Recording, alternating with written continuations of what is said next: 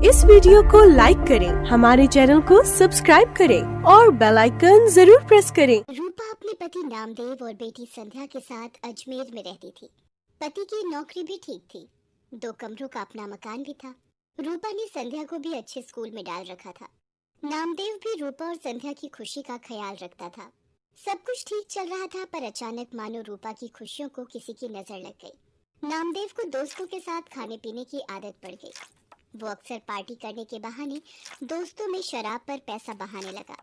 नामदेव रोजाना आधी रात तक नशे में चूर घर लौटता था। एक दिन, आपने लौटने में बहुत देर कर दी। आप रोजाना शराब पियोगे तो आपकी सेहत को नुकसान होगा। मुझे उपदेश मत दे, और मेरी डॉक्टर बनने की जरूरत नहीं है, ठीक है ना? मैं अपने दोस्तों के साथ जाता हूँ, तो तुझे क्यों तकलीफ हो रही है? मैं रोज पीऊंगा। तुझे यहाँ नहीं रहना तो चले यहाँ से, चल। नामदेव की ये गंदी आदत बढ़ती जा रही थी। हर समय नशे में रहने की वजह से वो दिन में सोता रहता था, इसलिए उसे नौकरी से भी निकाल दिया गया। धीरे धीरे नामदेव ने अपना सब कुछ बेच दिया, यहाँ तक कि घर भी। अब वो रूपा और संध्या को लेकर एक किराए के घर में रहने लगा। रूपा परेशान रहने लगी। एक दिन, अरे ये संध्या के स्कूल से फीस का नोटिस। अब मैं क्या करूं? कहाँ से फीस के पैसे लाऊं? माँ, भूख लगी है, कुछ खाने के लिए है तो दे दो। रुक, मैं सब्जी वाले की दुकान से आलू लाकर तुझे रोटी बनाकर देती हूँ। हाँ माँ, तुम्हारे हाथ का आलू का पराठा तो बहुत स्वादिष्ट होता है। संध्या आलू लेने बाजार चली जाती है। रास्ते में वो सोचती जा रही थी कि ऐसा क्या करे कि संध्या की फीस भर सके। तभी उसकी सहेली का फोन आ जाता है। वो दूसरे शहर में रहती है। सहेली के बार बार पूछने पर रूपा उसे अपनी सारी परेशानी बताती है। अलका, बस यही सोच रही हूँ कि अभी संध्या की फीस भरनी है, घर का खर्चा, सब कैसे होगा। अरे तू घबरा मत, सब ठीक हो जाएगा। अभी इस वक्त तू कहाँ है? संध्या को मेरे हाथ के आलू के पराठे बहुत पसंद है, आलू लेने जा रही थी। आलू के पराठों से याद आया, तू तो राजमा चावल कितने टेस्टी बनाती थी, याद है? सब उंगलियां चाटते रह जाते थे। तू राजमा चावल बनाकर क्यों नहीं बेचती? इससे तेरी कमाई भी हो जाएगी, जिससे तू थोड़ा बहुत परिवार का खर्च उठा पाएगी। सहेली की बात रूपा के दिल में घर कर गई। उसे एक उम्मीद दिखाई दी, पर शुरुआत कैसे करे उसे अब यही सोचना था। अगले दिन उसने राजमा और चावल बनाए और पतीले में लेकर घर के पास सड़क के किनारे बैठ गई। पूरा दिन धूप में वो बैठी रही, पर किसी ने भी उसके राजमा चावल नहीं खरीदे। शाम को वो घर आ गई। उसके राजमा चावल बिल्कुल भी नहीं बिके। वो घर आकर रोने लगी। मैं क्या करूं भगवान, मैंने कोशिश की पर कामयाब नहीं हुई, मुझे हिम्मत दो भगवान।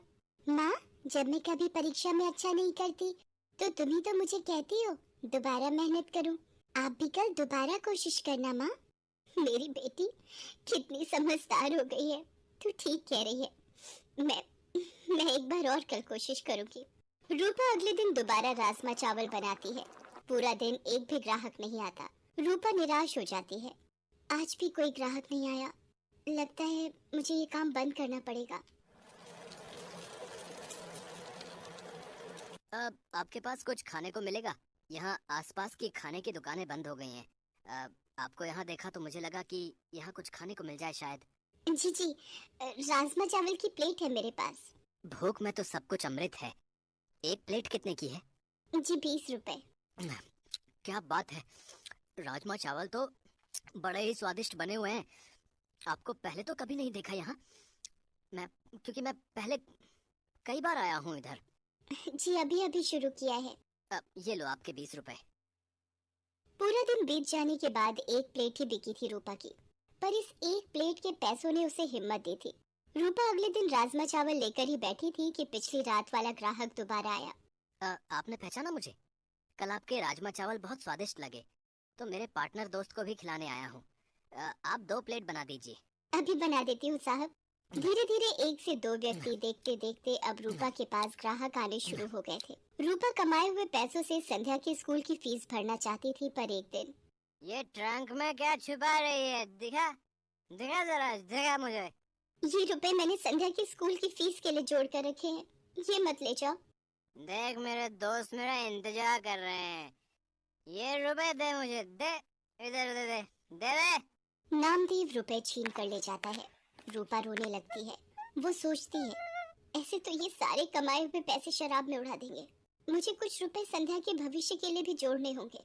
धीरे धीरे रूपा का काम चल जाता है। वो एक ठेला किराए पर ले लेती है और अब वो ठेले पर राजमा चावल बनाकर बेचने लगी। समय बीतता गया। रूपा की जिंदगी 15 साल आगे चली गई। संध्या भी पैसों की कमी के कारण 10वीं तक की पढ़ाई कर पाई।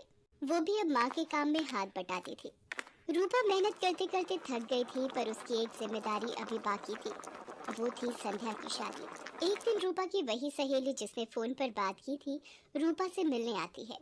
आज तुझे इतने सालों बाद देखकर मेरे आंसू नहीं रुक रहे। मेरी प्यारी सहेली रूपा, ये तूने अपना क्या हाल बना लिया है। गरीबी के थपेड़े तेरे चेहरे पर आई झुर्रियों में बयान हो रहे हैं। अरे तू बैठ अलका, संध्या से मिल। ये मेरी बेटी संध्या है। संध्या, ये मेरी मेरठ वाली सहेली अलका। अलका मौसी, माँ आपको बहुत याद करती हैं। रूपा, मैं इसलिए तेरे पास आई थी कि एक अच्छे घर का रिश्ता है। संध्या भी वहाँ खुश रहेगी। अलका, अगर मेरी ये जिम्मेदारी पूरी हो जाए तो मेरे लिए बहुत खुशी की बात है। ठीक है, फिर मैं बात कर लेती हूँ लड़के वालों से। रूपा को तसल्ली हो जाती है कि संध्या की शादी हो जाएगी। एक गरीब बेटी की शादी करना गरीब की सबसे बड़ी चिंता होती है। रूपा की सहेली अलका रिश्ता पक्का कर देती है। रूपा को ये था कि संध्या की शादी के लिए पैसे जोड़ने हैं, इसलिए वो सुबह जल्दी जल्दी उठकर ज्यादा खाना बनाने लगी। सुबह से लेकर रात तक ठेले पर खड़े रहना। एक दिन रूपा को चक्कर आता है और वो गिर पड़ती है। संध्या चिल्लाती है, माँ, माँ आंखें खोलो माँ, मैं अभी डॉक्टर को बुला कर लाती हूँ। I am sorry, she is no more. Body से ज्यादा काम लिया है इन्होंने। कमजोर शरीर ये झेल नहीं पाया, इसलिए बीपी बढ़ गया और हार्ट अटैक आ गया। संध्या की तो मानो जिंदगी ही रुक गई। उसकी माँ चली गई। वो बिलक बिलक कर रोने लगी। तभी नामदेव आ जाता है। वो भी मरी हुई रूपा के आगे रोने लगता है। संध्या उसे कहती है, बापू, मेरी माँ के शरीर को हाथ मत लगाओ। आज आपकी वजह से मेरी माँ इस दुनिया से चली गई। मुझे माफ कर दे मेरी बच्ची, मैंने ये क्या कर दिया प्रभु। रूपा, मुझे माफी मांगने का मौका भी नहीं दिया तूने। मेरे पापों के कारण तू चली गई। संध्या माँ की याद में दिन भर उदास बैठी रहती थी। नामदेव भी अब संध्या की चिंता में परेशान रहता था। वो कोई काम ढूंढने भी क्या जाता।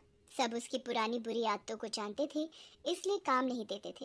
एक दिन अलका रूपा से मिलने आती है और उसके मरने की खबर सुनकर वो भी बहुत दुखी होती है। वो नामदेव को संध्या के रिश्ते की बात बताती है। देखिए नामदेव जी, अब मेरी सहेली रूपा तो नहीं रही, पर संध्या की शादी की जिम्मेदारी अब आपको निभानी है। लड़के वाले जल्दी ही शादी करना चाहते हैं, आप सोचकर जवाब दे देना। अलका के जाने के बाद नामदेव सोच में पड़ जाता है कि उसके पास तो एक पाई तक नहीं जो वो संध्या की शादी कर सके। वो रूपा को याद करके रोने लगता है। तभी एक आदमी आता है। जी नमस्ते, मेरा नाम मोहन है। रूपा जी के बारे में पता चला, सुनकर बहुत दुख हुआ। आपको कुछ काम था रूपा से? जी, एक दिन मैं रूपा जी के ठेले पर राजमा चावल खाने आया था, तभी उनसे बात हुई। मैं जरूरतमंद लोगों के लिए एक बैंक योजना चलाता हूँ।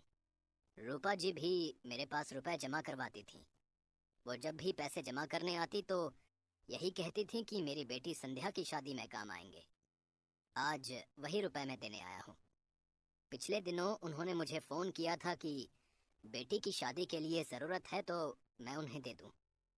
ये लीजिए, ब्याज मिलाकर 3.5 लाख रुपए उनके बैंक में जुड़े हुए हैं।